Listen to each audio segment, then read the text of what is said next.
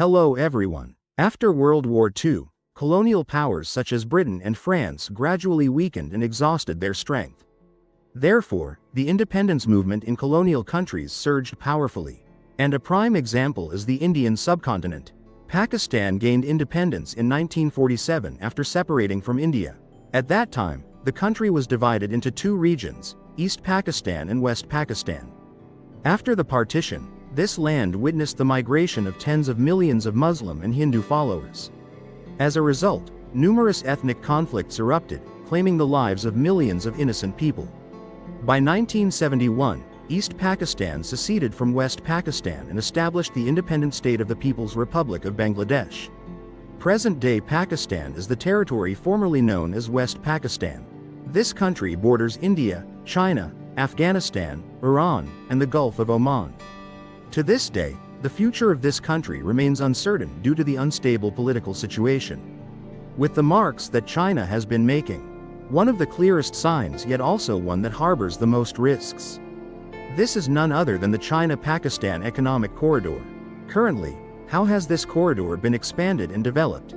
Is this a noose waiting to tighten around Pakistan, turning the country into China's backyard? The relationship between China and Pakistan. The diplomatic relations between China and Pakistan were officially established on May 21, 1951. After the Republic of China government lost control of the mainland in 1949. Initially, Pakistan sought to draw China in to counterbalance India's influence. In 1956, Hussain Shahid Suhrawardi became the Prime Minister of Pakistan. At that time, Chinese Premier Zhou Enlai signed the Treaty of Friendship between China and Pakistan. Marks a milestone in bilateral cooperation. In 1962, escalating border tensions led to a conflict between China and India. Currently, China and Pakistan have closely collaborated to jointly counter India and the Soviet Union. At that time, both countries had border disputes with India. 1 year after the border conflict between the two powers, Pakistan transferred the Trans-Karakoram region to China to resolve border disputes with the world's most populous nation and enhance diplomatic relations. From then on, an informal alliance formed between the enemies of China and India. The relationship between the two countries has grown steadily, benefiting both sides. In addition to diplomatic support, Pakistan also serves as a springboard for China to extend its influence to the West. Since then, China has continuously provided significant economic aid and political support to this South Asian country. The economic relations between China and Pakistan. Pakistan is a developing country, while China is a market with consistently high demand for goods such as agricultural products, minerals, and textiles. Conversely, Pakistan also needs to import certain goods from China, such as electronic components, refined oil, and pharmaceuticals. These two countries can be considered close partners. The authorities of both countries affirmed that bilateral trade between the two sides has consistently remained stable and steadily grown year after year. In 2021, China exported goods to Pakistan with a total value of approximately $24.3 billion United States dollars. The main goods that Laos exports to this neighboring country include electronic equipment, refined petroleum, pharmaceuticals, and some other products. On Pakistan's side, in 2021, this Muslim country exported only about $3.25 billion to China. The key products include cotton fiber, refined copper, and rice. According to the State Bank of Pakistan, in 2022, the country exported goods worth $4 billion to China. According to data from China's Ministry of Commerce, the total bilateral trade volume between the two countries reached $26.5 billion in 2022. Accordingly, China's exports to Pakistan reached $23.9 billion, while imports from Pakistan stood at only $3.41 billion. Both Pakistani and Chinese economic experts agree that from now until the end of 2023's most populous country has remained Pakistan. As an important trade partner with a relatively straightforward historical relationship, this South Asian nation has always received preferential treatment from China in infrastructure investment projects.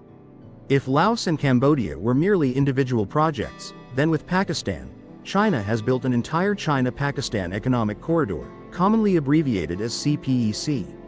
economic development but also expands China. This is considered the most profound mark that China is imprinting in this Islamic nation. In reality, this is an infrastructure network project implemented by China in Pakistan. This large-scale project has only become known to the public in recent years, but in reality, the idea behind it was conceived long before that. The establishment of CPEC marked a pivotal turning point in the organization's development history. The plan to build a corridor stretching from the Chinese border to Pakistan's deep-sea ports in the Arabian Sea was conceived as early as the 1950s. Along with that, the construction of the Karakoram Highway was accelerated and commenced in 1959.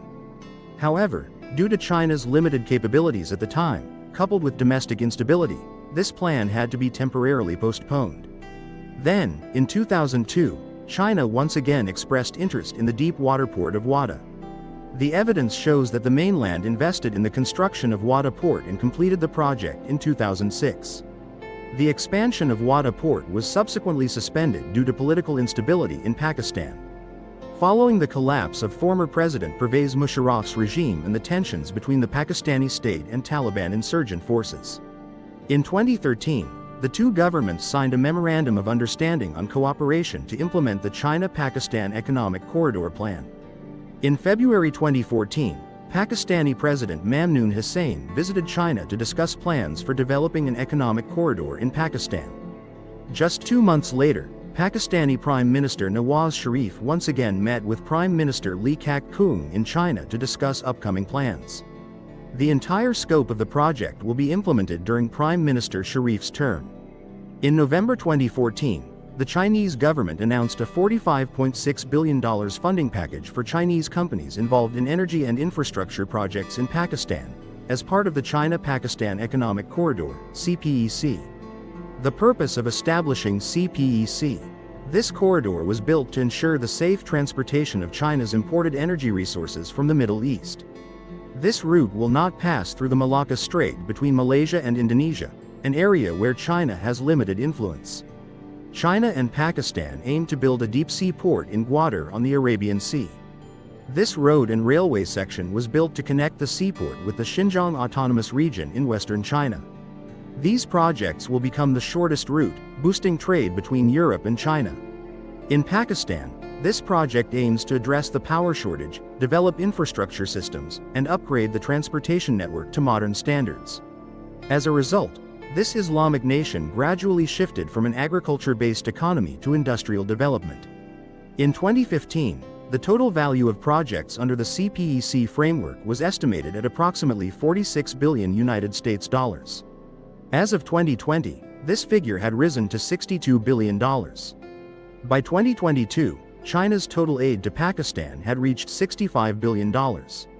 And the mainland calls this project the revival of the Silk Road. Western experts have likened it to the Marshall Plan implemented by the US to aid Europe's reconstruction after World War II. The CPEC project is expected to accelerate the modernization of Pakistan's critical infrastructure. Since then, the country's economy has also been strengthened and elevated to a certain extent. By developing a modern transportation system, along with key energy projects and priority economic zones. The projects under the CPEC framework. Out of the total $65 billion that China has pledged to support Pakistan, this investment includes hundreds of diverse agreements.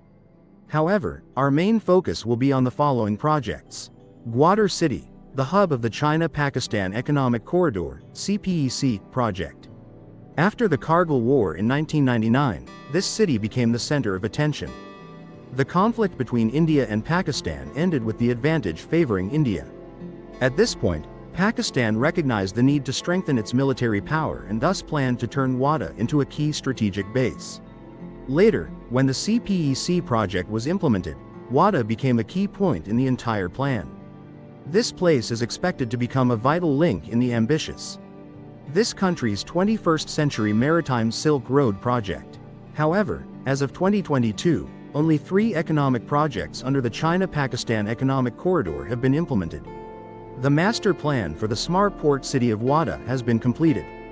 The project includes the physical infrastructure of Gwadar Port, Phase 1 of the Free Trade Zone, and the Pakistan-China Technical and Vocational Training Institute. Meanwhile, a series of projects worth nearly $2 billion remain stalled and unimplemented, including the water supply and drainage system, power grid, highways, hospitals, and many other critical infrastructures.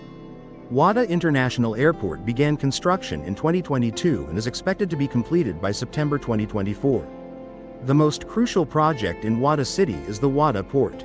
This port is located on the Arabian Sea, in the city of Gwadar, Balochistan province, Pakistan. This location is approximately 533 kilometers west of Karachi, Pakistan's largest city, and about 73 kilometers east of the Iranian border. On a broader scale, this area is located approximately 386 kilometers off the coast of Oman and near crucial oil shipping routes from the Gulf. Currently, this port is under the administrative jurisdiction of Pakistan's Minister of Maritime Affairs. China Overseas Port Holding Company has held operational control since 2013. The potential of Wudam to become a deep water port was first recorded in 1954, when the area was still under Oman's sovereignty. However, this construction plan was not implemented until the 2000s and has since developed through two phases. Phase 1 involved the construction of 3 multi-purpose wharves along with related infrastructure and processing equipment, which was completed in December 2006. But it was inaugurated on March 20, 2007. To date, Gwadar Port is capable of accommodating bulk carriers with a deadweight tonnage of up to 30,000 tons and Panamax container ships of up to 52,000 tons. Phase 2 is currently being implemented as part of the upgrade plan under CPEC and other related projects. The total project cost is estimated at over $4 billion. At this time, the entire port area will be developed following China's Special Economic Zone model, with a total area of up to 9.3 square kilometers. The Special Economic Zone will include production areas, logistics centers, warehouses, and exhibition zones. Businesses established in the Special Economic Zone will enjoy Pakistan's tax incentives, including exemptions from income tax, sales tax, and excise duty for a period of 23 years. Since this is a highly promising seaport, the governments of Pakistan and China have jointly outlined development plans.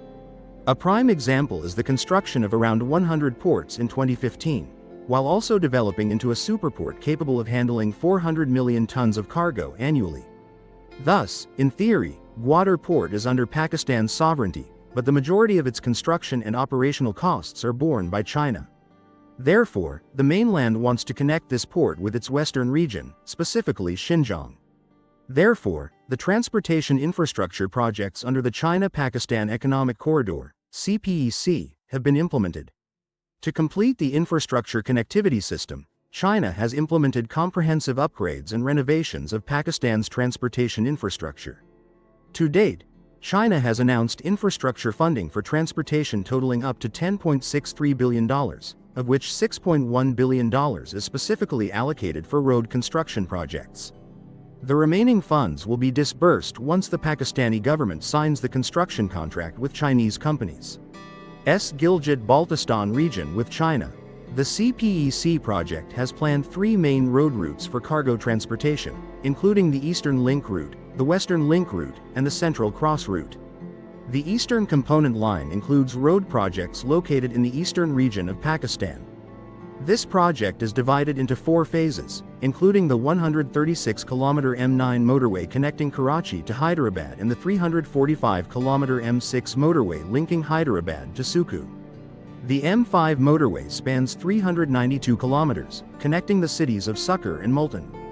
Additionally, there is a 333-kilometer section linking Multan to Lahore, passing through the town of Abdul Hakim. Additionally, the Karachi-Lahore Expressway is part of the Eastern Link Route, spanning approximately 1,152 kilometers in length. This time, the component route on the Pakistan side will connect the country's 2 largest cities, Karachi and Lahore. This route can serve 6 automobile production craft villages, with a travel speed of up to 120 kilometers per hour. The majority of the routes have now been completed, with the total project cost estimated at approximately $6.6 billion. The funding was primarily provided by Chinese state-owned banks.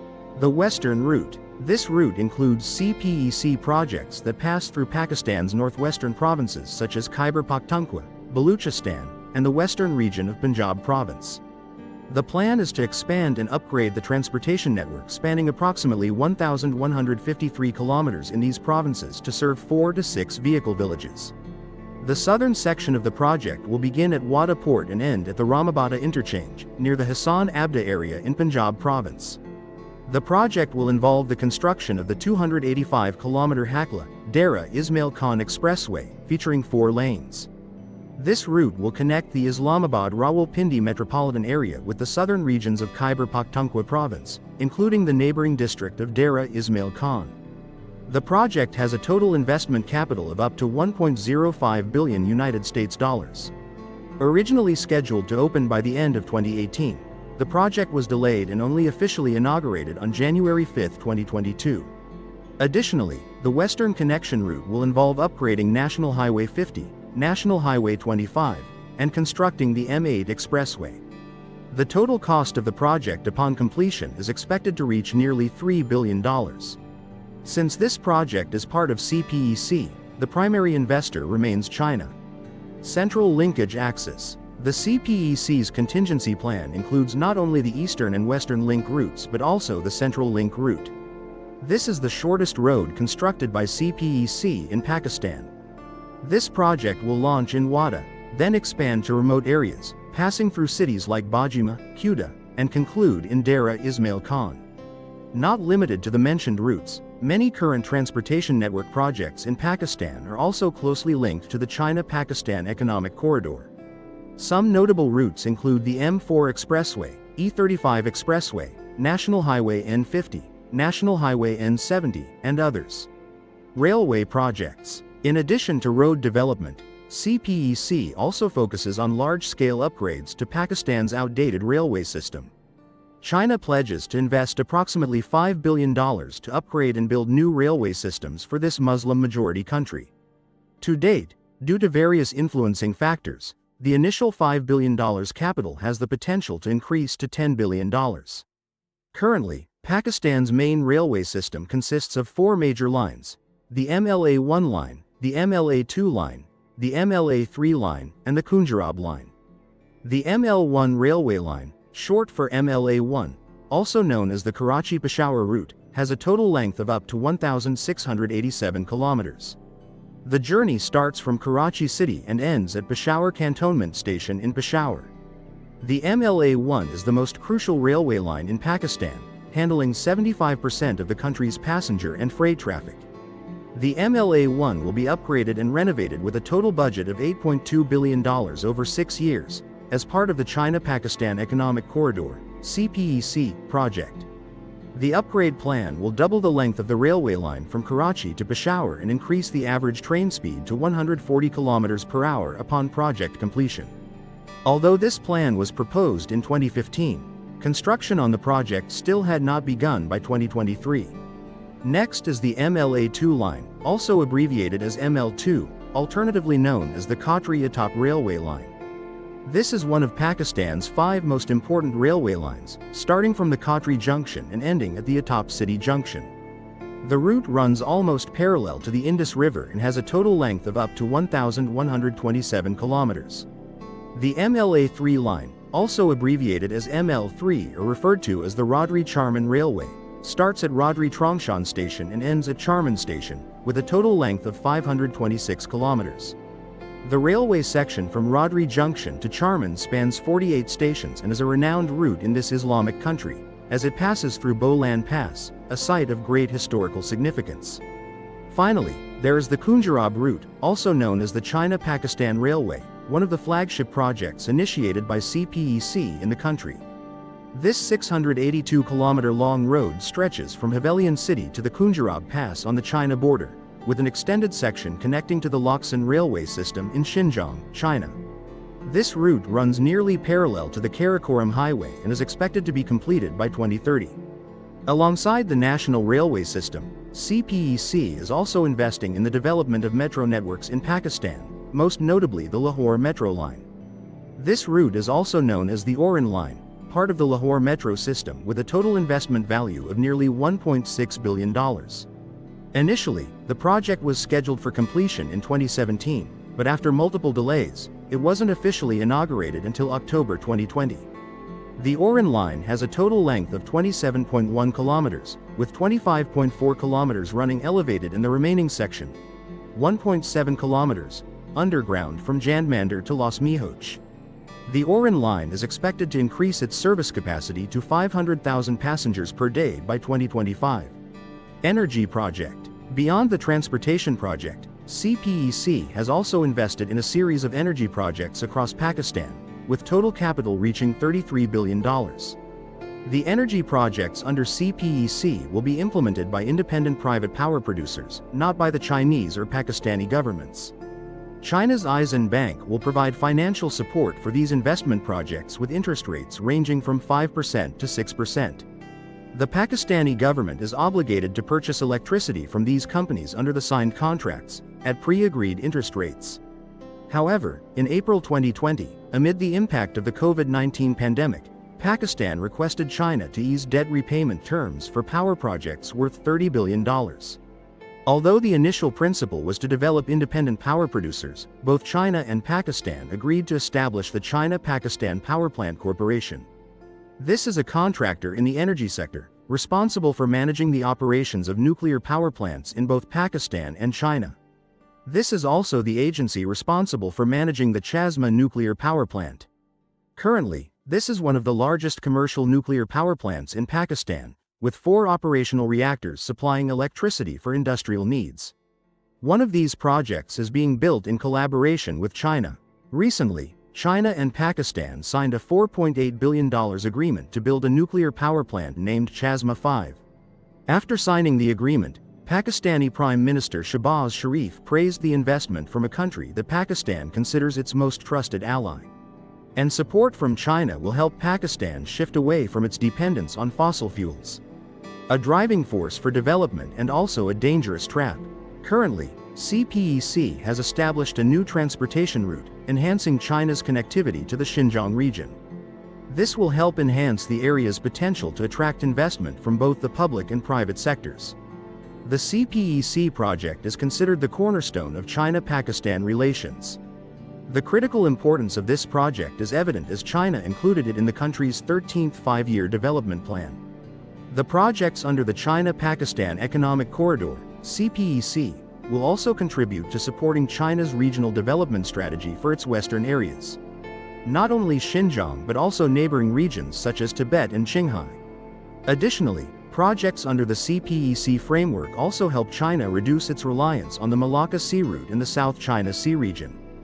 The CPEC project will open up a shorter alternative energy transport route for China from the Middle East region. From then on, both transportation costs and time were minimized. Currently, the sea route to China is approximately 12,000 kilometers long. The distance from Gwadar port to the Xinjiang Autonomous Region is approximately 3,000 kilometers. Another 3,500 kilometers from Xinjiang to China's eastern coastal region. Thanks to the China-Pakistan Economic Corridor, CPEC, China's import and export goods to the Middle East, Africa, and Europe will be transported faster with a significantly shorter shipping distance. CPEC, a life-changing opportunity or a high-risk challenge for Pakistan? For China, CPEC is like an extended arm, enabling the country to easily access the Indian Ocean region and press closer to its neighbor India. What about Pakistan? As previously mentioned, by 2022, the total Chinese investment in Pakistan through the CPEC project had reached $65 billion. That year, the country's GDP reached $348.23 billion United States dollars while its population surpassed the 227 million mark. Thus, the amount of aid China provided to Pakistan is equivalent to nearly 19% of the country's GDP. Not stopping there, since agreeing to implement the CPEC project, Pakistan's foreign debt has also risen significantly. By December 2002, Pakistan's total foreign debt and liabilities had reached $126.3 billion. Approximately 77% of the total debt, equivalent to $97.5 billion, is the direct debt of the Pakistani government owed to various creditors. Of this, multilateral debts include $18 billion from the World Bank, $15 billion from the Asian Development Bank, and $7.6 billion from the International Monetary Fund, IMF. Additionally, Pakistan also owes smaller amounts to the Islamic Development Bank and the Asian Infrastructure Investment Bank. Additionally, this Muslim-majority country owes China approximately $30 billion, accounting for nearly 30% of its total foreign debt. According to official data, about 20% of CPEC projects are funded through loans, while the remaining 80% consists of direct investments in joint ventures between Pakistan and China. It can be affirmed that Pakistan's entire current debt is tied to projects under the CPEC framework. Is Pakistan at risk of defaulting? Whether a country is developed or developing, having a high debt-to-GDP ratio increases the risk of default. The debt-to-GDP ratio has become a key indicator for assessing a country's debt.